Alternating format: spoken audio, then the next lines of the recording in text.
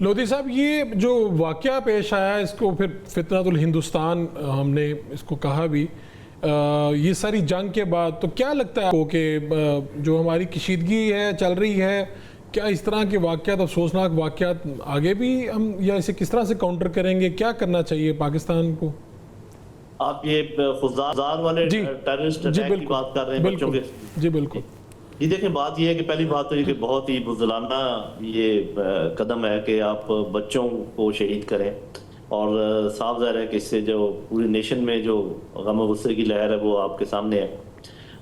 میں صرف اتنا کہوں گا کہ یہ دروازہ خود کھولا ہے ہندوستان نے جوابی کارروائی کا، کسی بھی قسم کی جوابی کارروائی کا، کیونکہ آپ نے دیکھا کہ جب پہلگام کے بارے میں ان کے پاس کوئی ثبوت بھی نہیں تھے اور ہم انویسٹیگیشن کا بھی کہہ رہے تھے، انہوں نے نہ صرف یہ کہ ہماری طرف فنگر پوائنٹنگ کی بلکہ چڑھ دوڑے کہ جی ہم اس کا بدلہ اتاریں گے۔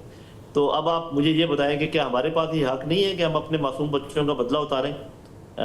جیسے بھی اتاریں، میں یہ نہیں کہہ رہا کہ ہم بھی اسی طریقے سے، ہم خدا نخواستہ ہم نہ بچوں پہ حملہ کریں گے انشاءاللہ، نہ ہم سبلنز پہ حملہ کریں گے، ہم اپنے طریقے سے بدلہ اتاریں گے۔ تو یہ چونکہ پریسیڈنس انہوں نے سیٹ کیا ہے، ایک نیو نارمل ہو گیا ہے یہ، تو لہذا ہمارے پاس پورا حق ہے کہ اس کو ہم جب چاہیں جہاں چاہیں اس کا بدلہ اتاریں۔ میرا نہیں خیال کہ دنیا اس پر کوئی بات کر سکے گی، بلکہ ہم پہلے دنیا کو تیار بھی کر سکتے ہیں اس بات کے لیے۔ تو وہ انہوں نے جو زخم کھایا ہے، صاف ظاہر ہے کہ اس علاقے میں تو دوبارہ وہ جلدی آپ کے سامنے نہیں آئیں گے۔ میں کنونشنل وار کی بات کر رہا ہوں، روایتی جنگ لڑنے، دوبارہ لڑائی سے پہلے کم از کم ان کو 6 مہینے 1 سال اپنے زخم چاٹنے پڑیں گے، دیکھنا پڑے گا کہ ہم نے کیا غلطیاں کی، تب ہوگا۔ لیکن اس قسم کے حملے اگر ہم نے برداشت کر لیے تو یہ وہ کرتے رہیں گے۔ میرا نہیں خیال کہ پاکستان اس کو برداشت کرے گا، اور مجھے مصمم میرا خیال ہے کہ اگر فیلڈ مارشل عاصم منیر صاحب کی جو شخصیت ہے اس کو اگر میں پیش نظر رکھوں تو یہ جو انہوں نے جرم کیا ہے اس کی سزا تو ان کو ملے گی، اور ہم سب دیکھیں گے کہ کیسے ملے گی۔ لودھی صاحب، اگر میں غلط نہیں ہوں تو آپ کی شخصیت ہے جو اس حوالے سے سوچتی ہے کہ اسٹیبلشمنٹ میں اور تحریک انصاف میں جو فاصلے ہیں وہ کم ہونے چاہیے یا ختم ہونے چاہیے، پہلے تو مجھے یہ بتا دیں کہ میں غلط تو نہیں ہوں اس حوالے سے؟ نہیں، آپ ٹھیک کہہ رہے ہیں، اور میں صرف اس میں اتنی سی تصحیح ضرور کروں گا، تصحیح کر لیں یا تھوڑی سی کلیریفیکیشن کر لیں کہ میں عوام کی اکثریت کی بات کرتا ہوں۔ ٹھیک ہے۔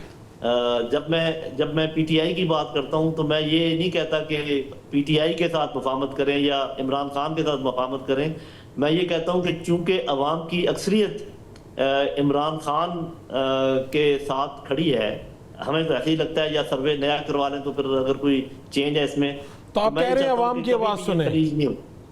جی بس میں یہ کہتا ہوں، ٹھیک ہے۔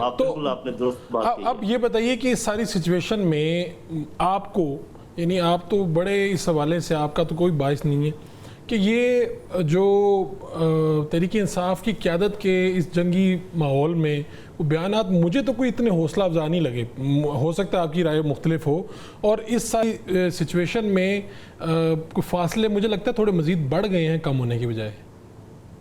دیکھیں، وہ ڈیپینڈ یہ کرتا ہے کہ ہم کس بیان کو کہتے ہیں کہ وہ پی ٹی آئی کا بیان ہے۔ پی ٹی آئی کا ایک پرابلم بھی ہے نا کہ چونکہ عمران خان صاحب تو جیل میں ہیں، وہ تو آزاد نہیں ہے کہ وہ کلیئر کر سکیں جی میں نے تینوں چاروں میں سے کس کو کہا ہے کہ جی میری بات آگے بڑھائی جائے۔ ہر کوئی یہ کہتا ہے جی میں نمائندہ ہوں، یہ ان کو ایج بھی ہے اور یہی نقصان ہے۔ لیکن اگر یہ دیکھا جائے، ہاں جی، لیکن اگر یہ دیکھا جائے کہ جو بیرسٹر صاحب ہیں جو کہ اس وقت چیئرمین ہیں، انہوں نے کیا کہا، جو وزیر اعلیٰ ہیں کے پی کے انہوں نے کیا کہا، خود عمران خان صاحب کی طرف سے کیا بیان آیا، تو ان تین جو کہ کلیدی اپوائنٹمنٹس ہیں پی ٹی آئی کی، مجھے نہیں لگتا کہ انہوں نے جنگ کے دوران کوئی بھی نیگیٹو بیان دیا۔ اگر کوئی آپ کی نظر میں ہے تو مجھے ضرور بتائیے۔